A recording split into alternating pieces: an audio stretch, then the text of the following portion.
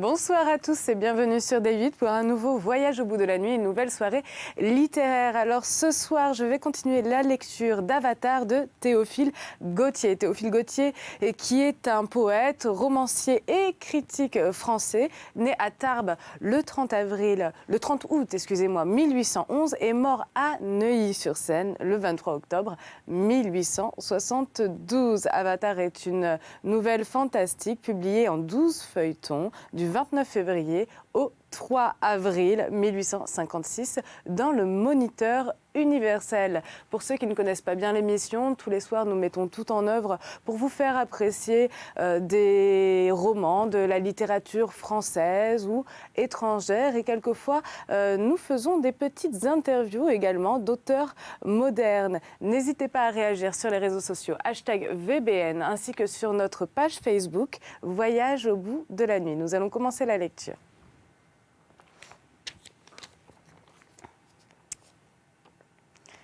Chapitre 5. La réputation du docteur Balthazar Cherbonneau, comme médecin et comme thaumaturge, commençait à se répandre dans Paris. Ses bizarreries affectées ou vraies l'avaient mis à la mode. Mais loin de chercher à se faire, comme on dit, une clientèle, il s'efforçait de rebuter les malades en leur fermant la porte ou en leur ordonnant des prescriptions étranges, des régimes impossibles. Il n'acceptait que des cas désespérés, renvoyant à ses confrères, avec un dédain superbe, les vulgaires fluxions de poitrine, les banales entérites, les bourgeoises fièvres typhoïdes et, dans ces occasions suprêmes, il obtenait des guérisons vraiment inconcevables. Debout, à côté du lit, il faisait des gestes magiques sur une tasse d'eau et des corps déjà roides et froids, tout prêts pour le cercueil. Après avoir avalé quelques gouttes de ce breuvage en desserrant des mâchoires crispées par l'agonie, reprenaient la souplesse de la vie, les couleurs de la santé et se redressaient sur leurs séants, promenant autour d'eux des regards accoutumés déjà aux ombres du tombeau. Aussi l'appelait-on le médecin des morts ou le résurrectionniste. Encore ne consentait-il pas toujours à opérer ces cures, et souvent refusait-il des sommes énormes de la part de riches moribonds, pour qu'il se décidât à entrer en lutte avec la destruction. Il fallait qu'il fût touché de la douleur d'une mère implorant le salut d'un enfant unique, du désespoir d'un amant demandant la grâce d'une maîtresse adorée, ou qu'il jugeât la vie menacée utile à la poésie, à la science et au progrès du genre humain. Il sauva de la sorte un charmant baby, dont le cou serrait la gorge avec ses doigts de fer. Une délicieuse jeune fille phtisique, au dernier degré. Un poète en proie au delirium tremens. Un inventeur attaqué d'une congestion cérébrale et qui allait enfouir le secret de sa découverte sous quelques pelletées de terre. Autrement, il disait qu'on ne devait pas contrarier la nature, que certaines morts avaient leur raison d'être et qu'on risquait, en les empêchant, de déranger quelque chose dans l'ordre universel. Vous voyez bien que M. Balthazar Cherbonneau était le docteur le plus paradoxal du monde et qu'il avait rapporté de l'Inde une excentricité complète. Mais sa renommée de magnétiseur l'emportait encore sur sa gloire de médecin. Il avait donné devant un petit nombre d'élus quelques séances dont on racontait des merveilles à troubler toutes les notions du possible ou de l'impossible et qui dépassaient les prodiges de Cagliostro. Le docteur habitait le rez-de-chaussée d'un vieil hôtel de la rue du Regard. Un appartement en enfilade, comme on les faisait jadis, et dont les hautes fenêtres ouvraient sur un jardin planté de grands arbres au tronc noir, au grêle feuillage vert. Quoi qu'on fût en été, de puissants calorifères soufflés par leurs bouches, grillaient de laiton, des trompes d'air brûlant dans les vastes salles, et en maintenaient la température à 35 ou 40 degrés de chaleur. Car M. Balthazar Cherbonneau, habitué au climat incendiaire de l'Inde, grelottait à nos pâles soleils, comme ce voyageur qui, revenu des sources du Nil bleu, dans l'Afrique centrale, tremblait de froid au Caire, et il ne sortait jamais qu'en voiture fermée. Frileusement émailloté d'une pelisse de renard bleu de Sibérie et les pieds posés sur un manchon de fer blanc rempli d'eau bouillante. Il n'y avait d'autres meubles dans ces salles que des divans bas en étoffe malabar, historiés d'éléphants chimériques et d'oiseaux fabuleux. Des étagères découpées, coloriées et dorées avec une naïveté barbare par les naturels de ces lands. Des vases du Japon pleins de fleurs exotiques. Et sur le plancher s'étalait d'un bout à l'autre de l'appartement un de ces tapis funèbres à ramages noirs et blancs que tissent pour pénitence les thugs en prison, et dont la trame semble faite avec le chanvre de leurs cordes d'étrangleurs. Quelques idoles hindoues, de marbre ou de bronze, aux longs yeux en amande, au nez cerclé d'anneaux, aux lèvres épaisses et souriantes, aux colliers de perles descendant jusqu'au nombril, aux attributs singuliers et mystérieux, croisaient leurs jambes sur des pieds douches, dans les inconnues. Le long des murailles étaient appendues des miniatures gouachées, œuvres de quelques peintres de Calcutta ou de Lucknow, qui représentaient les 9 avatars, déjà accomplis de Vishnu, en poisson, en tortue, en cochon, en lion, à tête humaine, en nain brahmine, en rama, en héros combattant le géant aux 1000 bras Kartasuriagunen, en Krishna, l'enfant miraculeux, dans lequel des rêveurs voient un Christ indien, en Bouddha, adorateur du grand dieu Mahadvi, et enfin, le montrer endormi, au milieu de la mer lactée, sur la couleuvre aux 5 têtes recourbées, endiées. Attendant l'heure de prendre pour dernière incarnation la forme de ce cheval blanc ailé qui, en laissant retomber son sabot sur l'univers, doit amener la fin du monde. Dans la salle du fond, chauffée plus fortement encore que les autres, se tenait M. Balthazar Charbonneau.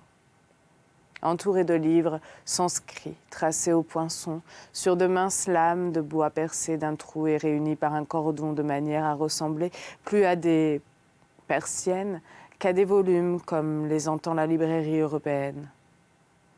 Une machine électrique, avec ses bouteilles remplies de feuilles d'or et ses disques de verre tournés par des manivelles, élevait sa silhouette inquiétante et compliquée au milieu de la chambre. À côté d'un baquet mesmérique où plongeait une lance de métal et d'où rayonnaient de nombreuses tiges de fer. Monsieur Charbonneau n'était rien moins que charlatan et ne cherchait pas la mise en scène. Mais cependant, il était difficile de pénétrer dans cette retraite bizarre sans éprouver un peu de l'impression que devaient causer autrefois les laboratoires d'alchimie. Le comte Olaf Labinski avait entendu parler des miracles réalisés par le docteur et sa curiosité demi-crédule s'était allumée. Les races slaves ont un chant naturel au merveilleux que ne corrige pas toujours l'éducation la plus soignée. D'ailleurs, des témoins dignes de foi qui avaient assisté à ces séances en disaient de ces choses qu'on ne peut croire sans les avoir vues. Quelque confiance qu'on ait dans le narrateur. Il alla donc visiter le thaumaturge. Lorsque le comte Labinski entra chez le docteur Balthazar Charbonneau, il se sentit comme entouré d'une vague flamme. Tout son sang afflua vers sa tête. Les veines des tempes lui sifflèrent. L'extrême chaleur qui régnait dans l'appartement le suffoquait. Les lampes où brûlaient des huiles aromatiques, les larges fleurs de Java balançant leurs énormes calices comme des encensoirs, l'enivrer de leurs émanations vertigineuses et de leurs parfums asphyxiants. Il fit quelques pas en chancelant vers M. Charbonneau, qui se tenait accroupi sur son divan, dans une de ces étranges poses de fakir ou de sannyasi, dont le prince Soltykov a si pittoresquement illustré son voyage de l'Inde. On eût dit, À le voir dessinant les angles de ses articulations sous les plis de ses vêtements, une araignée humaine pelletonnée au milieu de sa toile et se tenant immobile devant sa proie. À l'apparition du comte, ses prunelles de turquoise s'illuminèrent de lueurs phosphorescentes au centre de leur orbite dorée du bistre de l'hépatite, et s'éteignirent aussitôt comme recouvertes par une taie volontaire. Le docteur étendit la main vers le Olaf, dont il comprit le malaise, et en 2 ou 3 passes l'entoura d'une atmosphère de printemps, lui créant un frais paradis dans cet enfer de chaleur. Vous trouvez-vous mieux à présent? Vos poumons, habitués aux brises de la Baltique qui arrivent toutes froides encore de s'être roulées sur la neige centenaire du pôle, devaient halter comme des soufflets de forge à cet air brûlant, où cependant je grelotte, moi, cuit, recuit, et comme calciné aux fournaises du soleil. Le comte Olaf Labinski fit un signe pour témoigner qu'il ne souffrait plus de la haute température de l'appartement. « Eh bien, dit le docteur avec un accent de bonhomie, vous avez entendu parler sans doute de mes tours de passe-passe et vous voulez avoir un échantillon de mon savoir-faire. Oh. Je suis plus fort que Comus, Comte ou Bosco. Ma curiosité n'est pas si frivole, répondit le comte, et j'ai plus de respect pour un des princes de la science. Je ne suis pas un savant dans l'acception qu'on donne à ce mot. Mais au contraire, en étudiant certaines choses que la science dédaigne, je me suis rendu maître de forces occultes inemployées. Et je produis des effets qui semblent merveilleux, quoique naturels, à force de la gaieté. J'ai quelquefois surpris l'âme. Elle m'a fait des confidences dont j'ai profité et dit des mots que j'ai retenus. L'esprit est tout. La matière n'existe qu'en apparence. L'univers n'est peut-être qu'un rêve de Dieu ou qu'une irradiation du Verbe dans l'immensité. Je chiffonne à mon gré la guenille du corps, j'arrête ou je précipite la vie, je déplace l'essence, je supprime l'espace, j'anéantis la douleur sans avoir besoin de chloroforme, d'éther ou de toute autre drogue anesthésique. Armé de la volonté, cette électricité intellectuelle, je vivifie ou je foudroie. Rien n'est plus opaque pour mes yeux. Mon regard traverse tout. Je vois distinctement les rayons de la pensée. Et comme on projette les spectres solaires sur un écran, je peux les faire passer par mon prisme invisible et les forcer à se réfléchir sur la toile blanche de mon cerveau. Mais tout cela est peu de choses à côté des prodiges qu'accomplissent certains yogis de l'Inde, arrivés au plus sublime degré d'ascétisme. Nous autres Européens, nous sommes trop légers, trop distraits, trop futiles, trop amoureux de notre prison d'argile pour y ouvrir de bien larges fenêtres sur l'éternité et sur l'infini. Cependant, j'ai obtenu quelques résultats assez étranges. Et vous allez en juger. Dit le docteur Balthazar Cherbonneau en faisant glisser sur leur tringle des anneaux d'une lourde portière qui masquait une sorte d'alcôve pratiquée dans le fond de la salle. À la clarté d'une flamme d'esprit de vin qui oscillait sur un trépied de bronze, le comte Olaf Labinski aperçut un spectacle effrayant qui le fit frissonner malgré sa bravoure. Une table de marbre noir supportait le corps d'un jeune homme nu, jusqu'à la ceinture, et gardant une immobilité cadavérique. De son torse hérissé, de flèches, comme celui de Saint-Sébastien, il ne coulait pas une goutte de sang. On l'eût pris pour une image de martyr colorié où l'on aurait oublié de teindre de cinabre les lèvres des blessures. Cet étrange médecin, dit en lui-même Olaf, est peut-être un adorateur de Shiva, et il aura sacrifié cette victime à son idole. Oh, il ne souffre pas du tout. Piquez-le, sans crainte. Pas un muscle de sa face ne bougera.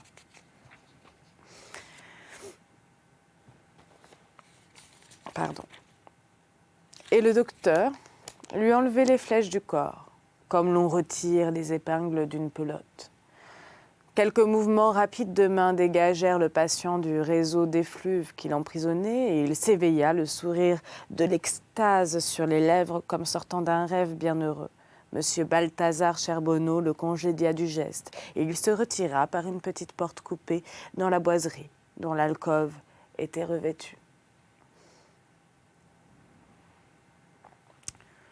J'aurais pu lui couper une jambe ou un bras sans qu'il s'en aperçût, dit le docteur en plissant ses rides en façon de sourire. Et je ne l'ai pas fait parce que je ne crée pas encore et que l'homme, inférieur au lézard en cela, n'a pas une sève assez puissante pour reformer les membres qu'on lui retranche. Mais si je ne créais pas, en revanche, je rajeunis. Et il enleva le voile qui recouvrait une femme âgée magnétiquement endormie sur un fauteuil, non loin de la table de marbre noir. Ses traits, qui avaient pu être beaux, étaient flétris et les ravages du temps se lisaient sur les contours amaigris de ses bras, de ses épaules, de sa poitrine. Le docteur fixa sur elle pendant quelques minutes avec une intensité opiniâtre. Les regards de ses prunelles bleues, les lignes altérées, se raffermirent. Le galbe du sein reprit sa pureté virginale, une chair blanche et satinée remplit les maigreurs du col. Les joues s'arrondirent et se veloutèrent comme des pêches de toute la fraîcheur de la jeunesse. Les yeux s'ouvrirent scintillants dans un fluide vivace. Le masque de vieillesse enlevé comme par magie. Laissez voir la plus belle jeune femme, disparue depuis longtemps.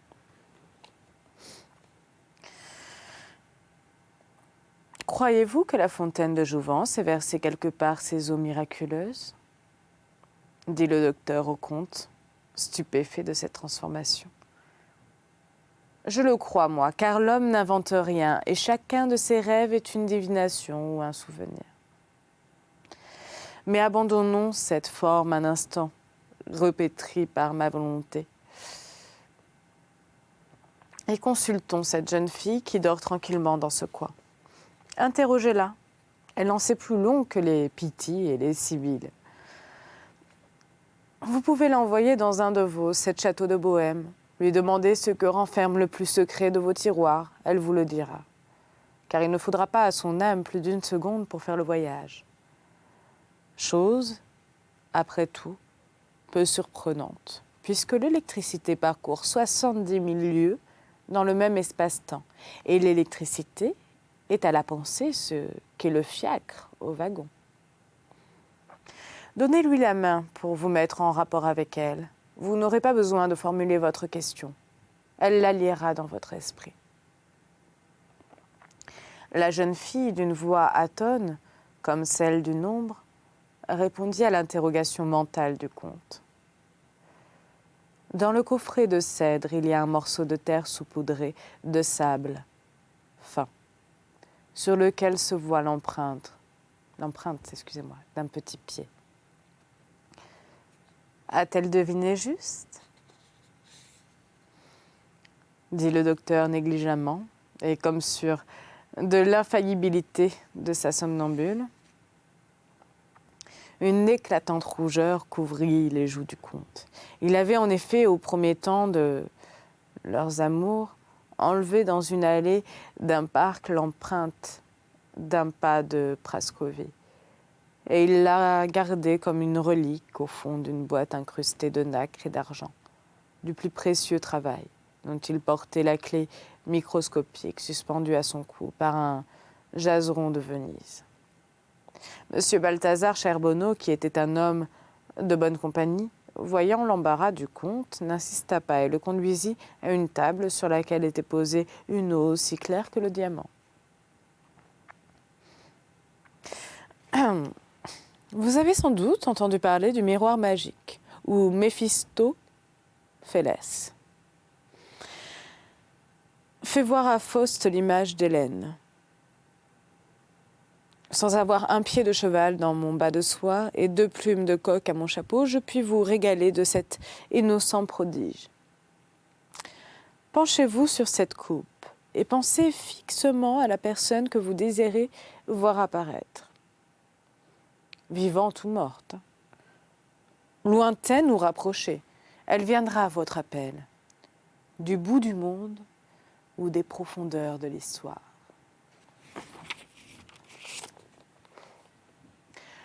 Le comte s'inclina sur la coupe, dont l'eau se troubla bientôt pour son regard et prit des teintes opalines. Comme si l'on y eût versé une goutte d'essence, un cercle irisé des couleurs du prisme couronna les bords du vase, encadrant le tableau qui s'ébauchait déjà sous le nuage blanchâtre. Le brouillard se dissipa. Une jeune femme en peignoir de dentelle, aux yeux verts de mer, aux cheveux d'or crespelés, laissant errer comme des papillons blancs ses belles mains distraites sur l'ivoire du clavier, se dessina ainsi que sous une glace au fond de l'eau redevenue transparente avec une perfection si merveilleuse qu'elle eût fait mourir tous les peintres de désespoir. C'était Praskovie Lebinska qui, sans le savoir, obéissait à l'évocation passionnée du conte. Et maintenant, passons à quelque chose de plus curieux. Dit le docteur en prenant la main du comte et en la posant sur une des tiges de fer du baquet mesmérique. Olaf n'eut pas plus touché le métal chargé d'un magnétisme fulgurant, qu'il tomba comme foudroyé. Le docteur le prit dans ses bras, l'enleva comme une plume, le posa sur un divan, sonna et dit au domestique qui parut au seuil de la porte « Allez chercher monsieur Octave de Saville. » Chapitre 6. Le roulement d'un coupé se fit entendre dans la cour silencieuse de l'hôtel. Et presque aussitôt, Octave se présenta devant le docteur. Il resta stupéfait lorsque M. Charbonneau lui montra le comte Olaf Labinski étendu sur un divan avec les apparences de la mort. Il crut d'abord à un assassinat et resta quelques instants muet d'horreur.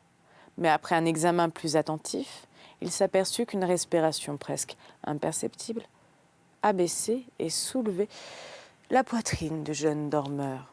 « Voilà, dit le docteur, votre déguisement tout préparé. Il est un peu plus difficile à mettre qu'un domino loué chez Babin, mais Roméo, en montant au balcon de Vérone, ne s'inquiète pas du danger qu'il y a de se casser le cou.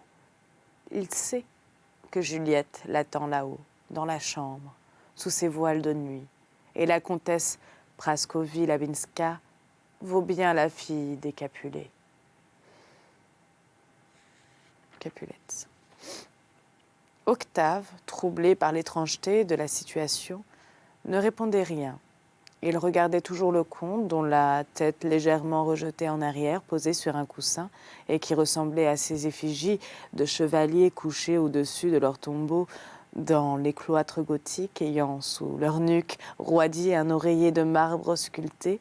Cette belle et noble figure qu'il allait déposséder de son âme lui inspirait malgré lui quelques remords. Le docteur prit la rêverie d'Octave pour de l'hésitation. Un vague sourire de dédain erra sur le pli de ses lèvres, et il lui dit « Si vous n'êtes pas décidé, je puis réveiller le comte, qui s'en retournera comme il est venu, émerveillé de mon pouvoir magnétique. Mais, pensez-y bien, une telle occasion peut ne jamais se retrouver. Pourtant, quelque intérêt que je porte à votre amour, quelque désir que j'ai de faire une expérience qui n'a jamais été tentée en Europe, je ne dois pas vous cacher que cet échange d'âmes a ses périls. Frappez votre poitrine. Interrogez votre cœur. Risquez-vous franchement votre vie sur cette carte suprême. L'amour est fort comme la mort, dit la Bible.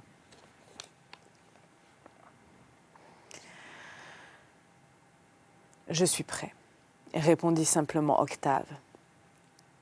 Bien, jeune homme, s'écria le docteur en frottant ses mains brunes et sèches avec une rapidité extraordinaire, comme s'il eût voulu allumer du feu à la manière des sauvages. Cette passion qui ne recule devant rien me plaît. Il n'y a que deux choses au monde, la passion et la volonté. Si vous n'êtes pas heureux, ce ne sera certes pas de ma faute. Ah, mon vieux, Brahma Logum, tu vas voir du fond du ciel l'Indra. L'Indra, où les apsaras t'entourent de leur cœur voluptueux. Si j'ai oublié la formule irrésistible que tu m'as râlée, à l'oreille en abandonnant ta carcasse momifiée. Les mots et les gestes, j'ai tout retenu. À l'œuvre, à l'œuvre. Nous allons faire dans notre chaudron une étrange cuisine comme les sorcières de Macbeth, mais sans l'ignoble sorcellerie du Nord. Placez-vous devant moi, assis dans ce fauteuil. Abandonnez-vous en toute confiance à mon pouvoir. Bien, les yeux sur les yeux, les mains contre les mains. Déjà, le charme arrive. Les notions du temps et d'espace se perdent. La conscience du moi s'efface. Les paupières s'abaissent. Les muscles, ne recevant plus d'ordre du cerveau, se détendent. La pensée s'assoupit. Tous les fils délicats qui retiennent l'âme au corps sont dénoués. Brahma, dans l'œuf d'or, où il rêva 10 000 ans, n'était pas plus séparé des choses extérieures. Saturons-le d'effluves, baignons-le de rayons. Le docteur, tout en marmottant ses phrases entrecoupées, ne discontinuait pas un seul instant ses passes. De ses mains tendues jaillissaient des jets lumineux qui allaient frapper le front ou le cœur du patient, autour duquel se formait peu à peu une sorte d'atmosphère visible phosphorescente, comme une auréole.